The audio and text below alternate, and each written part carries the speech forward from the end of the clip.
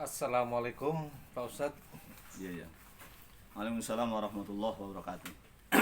Alhamdulillah, ini dari mulai subuh sudah diterangkan, Ya, zuhur udah, asar, maghrib, nah yang terakhir tinggal isya ini. bisa ya. Kemarin Alhamdulillah udah saya paparkan semua kepada rekan-rekan saya Yang nanya ya. yang nanya, ya Alhamdulillah mereka paham dan mengerti, dan efek dari itu mereka beribadahnya menjadi tekun dan rajin sekarang. Alhamdulillah, Iya. musola jadi penuh. Musola sampai penuh itu. Penuh sekarang, Masya Allah, ya. luar biasa ya. Nah ini tinggal tunggu yang isya itu. Yang Isa ya. Iya. Mm-mm. Ya udah ya, ini kita kebetulan nih di bawah pohon nih. Pohon mangga ya. Iya. Pohon Alhamdulillah. mangga, barangkali pengen mangga ini ya, mangga. Ya, kalau biasanya ini kalau mangga ini. Bismillahirrahmanirrahim ya. Ambil duduk aja lah. Assalamualaikum warahmatullahi wabarakatuh. Waalaikumsalam warahmatullahi Assalamualaikum warahmatullahi wabarakatuh. Ya, ini alhamdulillah teman kita datang lagi untuk meneruskan pelajaran kemarin, yaitu menanya yang berkaitan dengan mengapa sholat isya dilakukan setelah waktu ya kira-kira jam 8 ya. Ya. Ini ada sejarahnya semua. Dan mengapa 4 Rakaat. rakaat biasa. Sholat isya adalah sholat yang dilakukan oleh Nabi Musa alaihissalam. Jadi sholat isya itu adalah sholat yang dilakukan oleh Nabi Isa. Paham kan? Nabi Isa ya. Oh, Nabi Isa. Ya, kalau yang Musa, maghrib kan Musa apa Isa ini? Musa ini. Oh, Musa. Musa. Kalau yang maghrib kan Nabi Isa. Iya. Nah, sekarang sholat isya. Sholat isya adalah sholat yang dilakukan oleh Nabi Isa. Karena ini ternyata hampir semua Nabi Ulul Azmi, yaitu Nabi-Nabi yang diberikan keistimewaan oleh Allah. Namanya Ulul Azmi. Nah, Ulul Azmi. Nah, sholat isya adalah sholat yang dilakukan oleh Nabi Musa. Jadi para nabi dulu hanya melakukan satu. Ibrahim menjalankannya adalah sholat duhur. Adam menjalankannya adalah sholat subuh. Kemudian yang sekarang adalah sholat isya yang melakukan sholat isya ini adalah Nabi Musa. Nabi Musa alaihi salam. Nabi Musa.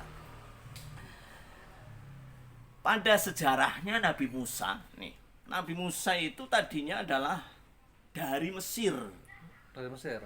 Udah pernah ke Mesir belum ini? Alhamdulillah belum. Belum ya. Belum. Mudah-mudahan ntar ya bisa travel bareng ke sana ya, umroh Insya sekalian ke Allah. Mesir ya. Amin, amin, amin. Amin ya. Kali-kali masa orang Islam nggak pernah ke Mesir ya. Insya Allah, insya Biar Allah. tahu asalnya Nabi Musa itu mana. Nabi Musa itu orang Mesir. Jadi dilahirkan di Mesir. Kemudian Nabi Musa itu diberikan kekuatan badan. Badannya kuat. Nabi Musa. Iya, ngangkat batu yang besar itu kuat. Iya, iya, iya. Makanya Nabi Musa itu karena punya kekuatan, ya itu kan dicurigai itu oleh Fir'aun, zamannya Nabi Fir'aun, Raja Fir'aun itu Patut dicurigai gitu. dicurigai. Akhirnya dia dikejar-kejar di Mesir itu karena dia punya berbuat onar, ya berbuat onar menurut mereka, sehingga dicari, dikejar, ya karena dia setelah dikejar-kejar, ya dikejar dari Mesir, dia takut. Waktu itu kan masih kecil dia, masih kecil, dia takut. Nah, sampai lari, berjalan kaki dari Mesir sampai ke Madian. Makanya dia itu ceritanya begini, kesasar. Kalau orang Jawa bilang kesasar. Iya, nyasar. Nyasar. Tahu-tahu dia sampai di negeri Madian. Itu saya baca itu 8 hari 8 malam. Waduh. Tidak membawa bekal apa-apa.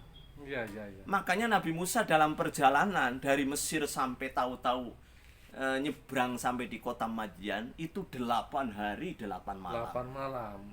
Terus makan apa dia? Makan daun. Sampean pernah makan daun belum itu? Ya, daun singkong. Ya? Tuh, Ini ada daun mangga, ini ada pohon mangga ya. Masya Allah ada pohon mangga. Nah, Apa aja yang dimakan tuh, pokoknya daun. Selama 8 hari 8 malam dia dalam perjalanan dari Mesir ke ini karena ketakutan ya oleh pemimpin yang zalim, Iya. yang pada saat itu adalah Fir'aun alaihi laknatullah. Nah, karena dicurigai dia kabur di Madyan. Setelah di Madyan sampai sore dia waktu masih siang itu menemukan orang seorang perempuan yang sedang antri, ya, anak lelaki dan perempuan yang sedang laki-laki perempuan semua dua-duanya itu sedang antri untuk menunggu ngambil air untuk mengasih hewan. Kan di sana dulu kan orang pada punya hewan apa, kambing ya, angon kambing. Nah, kambing itu angon kambing untuk ini. Sehingga yang biasanya pulangnya cepet ya ngambil air itu dibawain ember, pulangnya ini masih siang kok sudah pulang. Bapaknya itu kaget tuh ceritanya. Iya. Bapaknya kaget. Loh, kenapa kamu biasanya pulangnya sampai sore? Ada yang nolong. Siapa yang nolong? Yang nolong ada orang pemuda yang ngeliatin saya. Dia di bawah pohon. Karena kecapean dia di bawah pohon. Ini kebetulan di bawah pohon juga kita. Iya, pohon. Ini makanya ini Mangga. sesuai dengan keadaan. Dia duduk di bawah pohon nyari naungan karena capek 8 hari 8 malam. Dia duduk terus di situ. Ketika ditanya oleh ayahnya, kenapa kamu kok cepet amat ngambil airnya? Iya, ada yang membantu, orangnya kuat, tubuhnya kuat. Mana orangnya? Disuruh maranin lagi, nemuin lagi, coba temuin lagi. Dia masih di pohon itu, pohon itu. Dan setelah ditemuin, dia merasa senang. Yang tadinya gelisah luar biasa, ya, merasa tenang. Kok saya ditemuin perempuan yang saya tolong? Ada apa ini? Katanya disuruh ke rumahnya dia. Saya ingin tahu sebenarnya pemuda siapa itu yang sampai segitunya. Nah, pemuda siapa itu sebenarnya? Akhirnya setelah sampai sana kan di dalam ayat itu kan suruh karena sudah tahu ya, dia sampai ada yang mengatakan 8 tahun dia ngabdi ya sama Mbah Madyan itu ceritanya ya. Itu Madyan itu tokoh orang situ yang namanya Madyan. Akhirnya disuruh ngabdi, setelah ngabdi 8 tahun kemudian disuruh lagi untuk menikahi di antara 2 anak itu yang perempuan itu. Akhirnya dia menikahkan. Setelah nikah, akhirnya kembali lagi ke Mesir. Yaitu yang dikenal dengan sejarah Musa adalah bisa menghancurkan Fir'aun yang begitu doroka. Dulunya dikejar-kejar, tapi pada akhirnya, ya, ujung akhirnya dia bisa menghancurkan. Karena pada waktu disuruh nikah, ternyata nggak main-main itu. Nikah, kamu sabar saja. Nanti juga akan dikalahkan oleh kamu. Itu akan dikalahkan oleh kamu, betul. Firasat orang Madyan itu nanti akan dikalahkan setelah dijadikan mantu, setelah sudah sah menjadi istrinya itu yang tadinya nolong, kemudian sudah bawalah kamu sampai pamitan. Saya akan kembali lagi untuk menegakkan Islam di Mesir. Ya, alhamdulillah kan kenyataannya Fir'aun hancur itu ya. Nah, jadi sejarahnya mengapa waktunya Isa? Karena pada waktu mendekat Isa itu didatangi oleh si perempuan itu, disuruh ke orang tuanya akan ada kabar gembira. Makanya dia senang itu, senang. Nah, dan waktunya adalah di waktu-waktu Isa itu.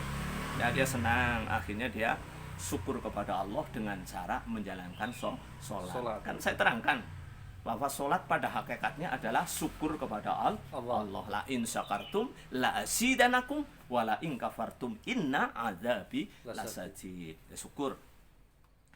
Nah, rakaat yang pertama, ini rakaat yang pertama. Kalau waktunya kan pas itu. Ya, di bawah pohon terus ketika di ini terus merasa senang ya, dia bersyukur. Yang kedua, yang pertama syukur atas duka cita pada istrinya. Ya, duka cita pada istrinya, syukur kepada Allah ketika setelah dia menemukan istri itu yang dijodohkan oleh orang Madyan itu, dia bersyukur kepada Allah, ya Allah, dengan cara ini saya jadi tenang makanya dia bersyukur. Itu rakaat yang pertama itu. Iya.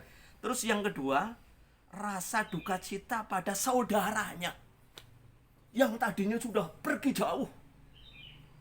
Istilah orang Jawa mah begini, saya pergi sebatang kara, mau kemana arahnya lah. Iya. Nggak kenal adik saya Harun itu, Harun adiknya. Nah, Harun sudah nggak iling itu. Iya. Akhirnya kan bisa ketemu lagi.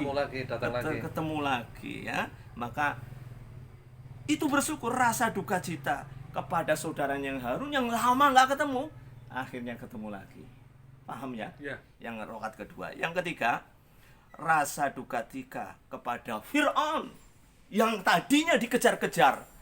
Dia sampai ketakutan. Ya, waktu itu kan masih muda, belum diberi mukjizat, belum dikekuasaan apa, riadohnya belum ada, rialatnya belum ada. Yang ada hanya ketakutan, kabur dia ceritanya sampai nyasar di kota Madian. Duka cita kepada Fir'aun, ternyata mampu menumpas Fir'aun. Luar biasa itu. Kalah Fir'aun, akhirnya kan tenggelam itu. Yang meninggalkan Allah, perantaraan Nabi Musa hancur. Kemudian yang keempat, rasa duka cita pada anak daripada Fir'aun. Nah ini makanya sholat. Yang keempat adalah rasa duka cita terhadap anaknya Fir'aun. Anaknya Fir'aun siapa? Yaitu sendiri. Dia sendiri. Musa kan yang dipelihara oleh istrinya. Isinya itu Fir'aun itu kan yang memelihara itu. Ya. Luka dan duka cita, ternyata selesailah masalah kesulitan itu bubar, sehingga rakaat yang keempat adalah duka cita kepada anak Fir'aun, maksudnya adalah kepada Nabi Musa.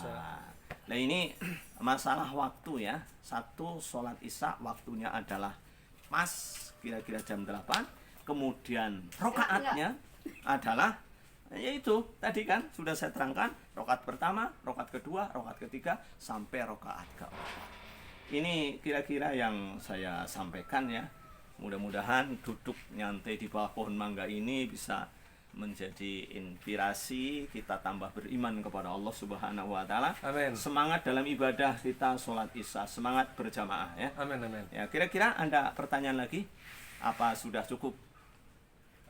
Sementara cukup dulu. Sebenarnya ada yang mau saya tanyakan masalah isya itu waktunya itu berarti dari jam 8 menjelang mendekati mau subuh itu ya. Iya. Nah, tapi itu pas dipanggil oleh si Mbah Mahdian, nah ceritanya sesepuh sono adalah pada waktu itu yang tadinya kesedihan mau makan apa di bawah pohon mangga. Coba bayangin di bawah pohon mangga, saya lupa ini kebetulan mangga, di bawah pohon dia sedang teduh mau kemana, begitu diajak ke rumahnya dia merasa senang hilang, sehingga dia bersyukur dengan cara melakukan sholat isya. Waktunya pas ya, sekitar kurang lebih jam 8. Udah ya, kira-kira cukup ya? Cukup ya. Terima kasih Pak Ustadz. Ya. Ntar saya sampaikan ke teman-teman, moga-moga dengan adanya ini menambah keimanan, ibadahnya menjadi semakin kuat. Sebagai rasa syukurnya. Ya. Ternyata pada intinya dari mulai sholat subuh, mulai zuhur, asar, maghrib, isya, dasarnya sholat adalah syukur kepada Allah Subhanahu wa ta'ala. Itu fungsi daripada wa ma khalaqtul jinna wal insa illa liya'budun ya. Cukup sekian. Wallahu ya'ti ila rasyad. Wassalamualaikum warahmatullahi wabarakatuh. Waalaikumsalam warahmatullahi wabarakatuh.